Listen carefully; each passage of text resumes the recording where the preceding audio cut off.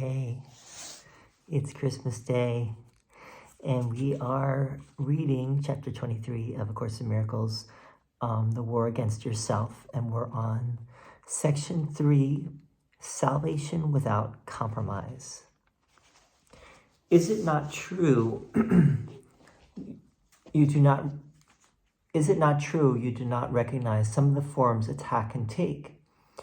If it is true, attack in any form will hurt you and will do so just as much as in another form that you do recognize, then it must follow that you do not always recognize the source of pain. Attack in any form is equally destructive. Its purpose does not change.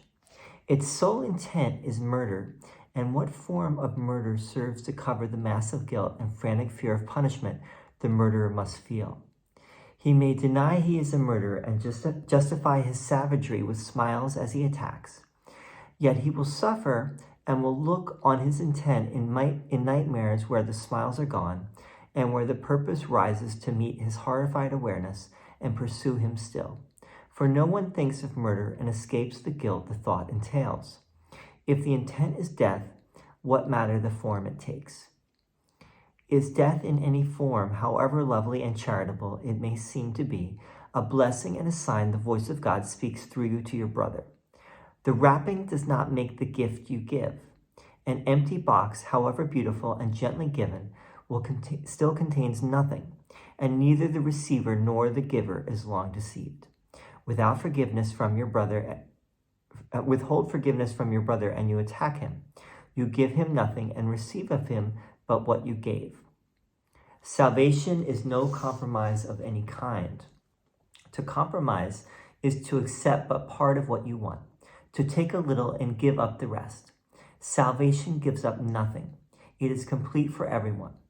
Let the idea of compromise but enter, and the awareness of salvation's purpose is lost because it is not recognized. It is denied where compromise has been accepted, for compromise is the belief salvation is impossible. It would maintain you can attack a little, love a little, and know the difference. Thus, it would teach a little of the same can still be different, and yet the same remain intact as one. Does this make sense? Can it be understood? This course is easy just because it makes no compromise. Yet it seems difficult to those who still believe that compromise is possible. They do not see that, if it is, salvation is attack. Yet it is certain the belief that salvation is impossible cannot uphold a quiet, calm assurance it has come. Forgiveness cannot be withheld a little, nor is it possible to attack for this and love for that and understand forgiveness. Would you not want to recognize assault upon your peace in any form, if only thus does it become impossible that you lose sight of it? It can be kept shining before your vision, forever clear and never out of sight, if you defend it not. Those who believe that peace can be defended and that attack is justified on its behalf cannot perceive it lies within them. How could they know? Could they accept forgiveness side by side with the belief that murder takes some forms by which their peace is saved? Would they be willing to accept the fact that their savage purpose is directed against themselves? No one unites with enemies, nor is at one with them in purpose. And no one compromises with an enemy, but hates him still for what he kept from him. Mistake not true peace, nor compromise for the escape from conflict. To be released from conflict means that it is over. The door is open. You have left the battleground. You have not lingered there in cowering hope that it will not return because the guns are stilled an instant and the fear that haunts the place of death is not apparent. There is no safety in a battleground. You can look down on it in safety from above and not be touched, but from within it you can find no safety. Not one tree left still standing will shelter you. Not one illusion of protection stands against the faith in murder. Here stands the body, torn between the natural desire to communicate and the unnatural intent to murder and to die. Think you the form that murder takes can offer safety? Can guilt be absent from a battlefield? All right, this section is called Salvation Without Compromise. Clearly, Jesus is saying there's no compromise with the truth. This is sometimes called level one, right? There's no compromise. It's an all or nothing proposition. You either understand that guilt and that sin and guilt are illusions, or you don't. and on the one hand you have peace, and on the other you have war. You have attack. It is Christmas, and Jesus does talk about giving a gift here, and how giving an empty box, even if you have the nicest gift wrapping on the box and it's empty, you're not really giving a gift. And it's the same with attack in any form. You may think that you're doing something good, but really not. You're really not. You're not giving any kind of gift, unless it's gift with the meaning of poison, which that's what it means in German. But this course is easy. Jesus often says either this course is simple, and he also says this course is easy. I would say it is. There's that saying, the truth is simple, but it ain't easy. And I think the course is presenting a very simple truth. It's not easy for minds that are still very conditioned to attack. Maybe Jesus here means simple, but he does say easy. So this course is easy just because it makes no compromise. Well, in that sense, Jesus is saying it is easy in the sense that you only have two things, right? You only have to decide between two things. There's only love and there's only fear, right? Love is the peace of God, and fear means attack, war. And that should be an easy choice, right? But, let's go on to see what he says. Yet it seems difficult to those who still believe that compromise is possible, right? So it doesn't actually seem easy to us. It's easier to Jesus, but to us, it's not very easy. They do not see that if it is, salvation is attack. Yet it is certain the belief that salvation is impossible cannot uphold a quiet, calm assurance it has come. So, in other words, the memory of God comes to the quiet mind. This is from previous section, right? The memory of God comes to the quiet mind. It cannot come where there is attack. It cannot come to a house divided against itself. It cannot come to anyone who still thinks that attack in any form is justified. And this is over and over again in the course. Jesus is just telling us the same thing over and over again in different forms. The forms keep changing. Now he's going to get into talking about the battleground. And the battleground, when he starts talking about the battleground, it kind of has some resonance with the Bhagavad Gita, where it starts. The Bhagavad Gita starts on the battleground with Krishna and Arjuna that are about to engage in this great battle. And Jesus is here saying, when you get above the battleground, you can easily let go, right? When you're not above the battleground, though, you are at war, right? And as long as you stay on the battleground, you're going to be fighting. And this is also resonant too with what's going on in the Middle East right now with Israel and Hamas.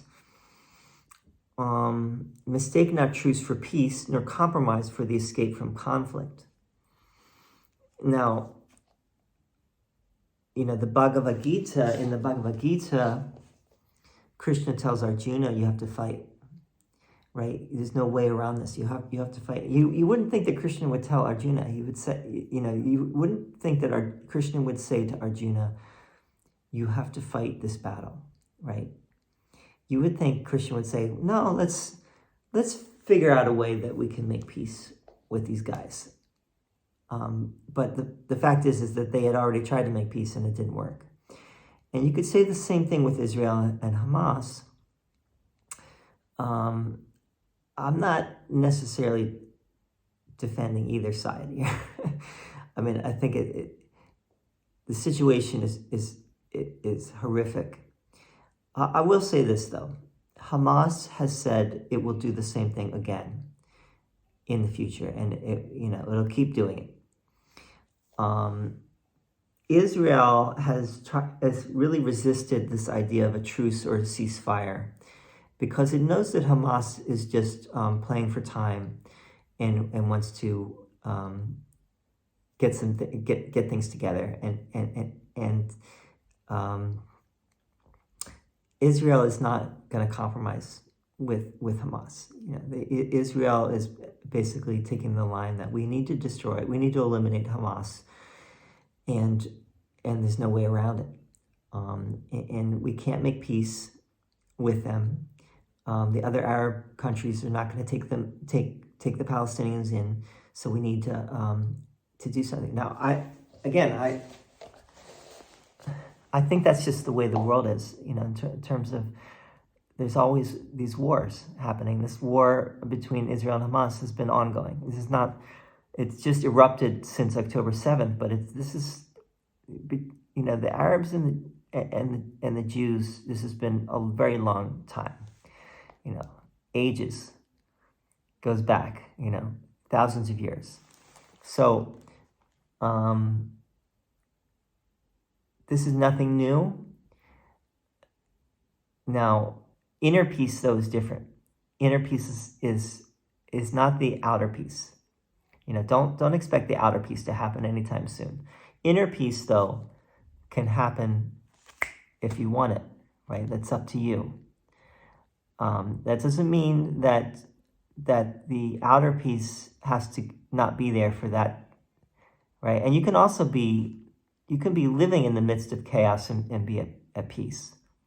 That's another thing that I think people oftentimes get wrong with spirituality, is that spirituality does not mean that you have to not engage with the world. It actually means that you can fully engage with the world, and you can actually be in the midst of the hurricane of the world and still be in that calm center. And in fact, you might not be able to know that you can be in that calm center unless you really are engaged with the world. Mistake not truce for peace, nor compromise for the escape from conflict. To be released from conflict means that it is over. The war is over if you want it. John Lennon. The door is open. You have left the battleground. You have not lingered there in cowering hope that it will not return, because the guns are stilled an instant, and the fear that haunts the place of death is not apparent. There is no safety in a battleground. You can look down on it in safety from above and not be touched, but from within it you can find no safety. Not one tree left still standing will shelter you. Not one illusion of protection stands against the faith in murder. Here stands the body torn between the natural desire to communicate and the unnatural intent to murder and to die. Think you the form that murder takes can offer safety? Can guilt be absent from the battlefield? So again, the point that Jesus is trying to make here is really not so much about the battlefield as it is that every form of attack is an attack, even the littlest, right? So and that's where we have to be mindful of what our intention is in whatever we're doing, right? And we have to recognize when we are attacking in even the slightest way. And we might not think we are, we might think we're helping someone else, but they perceive it as an attack. And we're actually coming from a place of superiority, or condescension. So that's where, we have to become aware. That's between us and other people, but it also works just with ourselves and how we treat ourselves, how we think about ourselves, and where we are attacking our own body and attacking our own let's say, worth, self-worth. All right, so I think that's good for this section. I'm going to actually do another section right now from the manual about or the clarification of terms, talking about who is Jesus, because it's Christmas Day, so we'll do that. Thank you for listening. Shalom.